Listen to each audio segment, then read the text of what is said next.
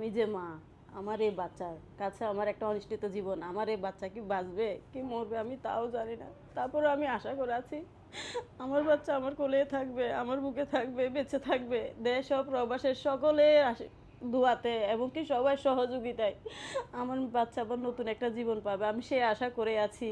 কারণ আমার নিজের না থাকতে পারে, আপনারা তো সবাই আছেন, আপনারা সবাই ভাবুন আমার জান্নাতুল আপনাদের মাঝের একটা অংশ। আপনারা যদি চান আমার জান্নাতুল বাঁচতে পারে, আমার মেয়ে আবার নতুন করে নিঃশ্বাস নিতে পারে। আপনারা আগের বার আমার বাচ্চাকে আমার কোলে ফিরিয়ে দিয়েছিলেন, আমারও তখন কিছু ছিল না, তখন আমার 5টা টাকা ছিল না, আমার আজকেও 5টা টাকাও নেই, কিন্তু আপনারা আছেন, আমার শ্বাস প্রশ্বাস সব বিশ্বাস করে আপনারা আমার মেয়েকে বাঁচাবেন, আমার মেয়েকে আমার কোলে আবার ফিরিয়ে দিবেন। আপনারা সবাই আমার জান্নাতুলকে নিজের মেয়ে ভাবুন, কারো নাতি ভাবুন। আমাকে যদি মেয়ে ভাবুন তাহলে আমার জান্নাতুল তো আপনাদের নাতি হবে, আমাকে যদি কেউ বোন ভাবুন তাহলে তো এটা আপনাদের ভাগ্নি হয়। তা আমি চাই অসহায় মা আমার এই বাচ্চার পাশে আপনারা সবাই আসুন, সবাই 2 হাত বাড়িয়ে দিন, আমার মেয়েটাকে আবার নতুন একটা জীবন দিন আগের মতো। আমার জান্নাতুল আমাকে যেমন এখন মা বলে, আমাকে যেমন কি সেই মা ডাকতে রাখতে পারে, আমি আপনাদের কাছে সেই জিনিসটা ভিক্ষা চাইতেছি, আমার মেয়েটাকে আমার বুকে ফিরাই দিন। আমার কোনো ক্ষমতা নেই যে আমি আমার বাচ্চাটাকে ফিরাই আনবো আমার বুকে, কিন্তু আমি আপনাদের আশা নিয়ে সেই বুকে আশা ধরে বেঁচে আছি। আপনারা আছেন আমার পাশে, আমার জান্নাতুলের পাশে। আপনারা দাঁড়ালে আমার জান্নাতুল অবশ্যই বাঁচবে, আবার আগের মতো নিঃশ্বাস নিবে। 10-এর লাঠি 1-এর বোঝা মনে করুন আপনারা সবাই আমার মেয়েকে। আমাকে যে যত পারুন 5 টাকা 10 টাকা দিয়ে আমাকে সহযোগিতা করুন, আমার মেয়ের জীবনটা বাঁচানোর জন্য আগাই আসুন।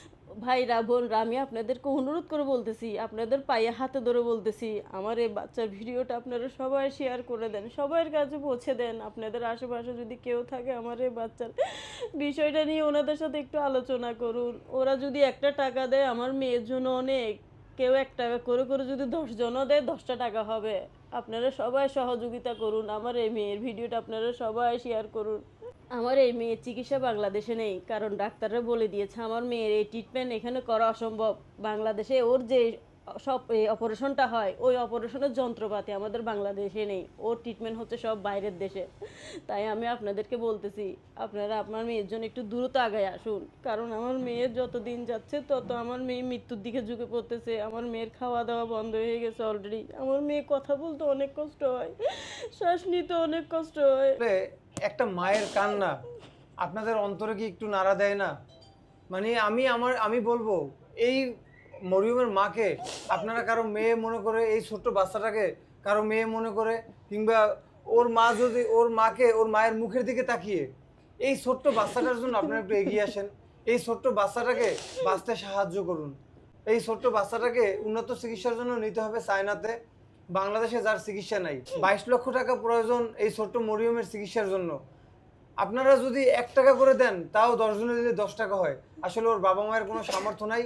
আমি আমার জায়গা থেকে রিকোয়েস্ট করব, আপনি যতটুকু পারেন এই ছোট্ট বাচ্চাটার জন্য একটু সাহায্য পাঠান।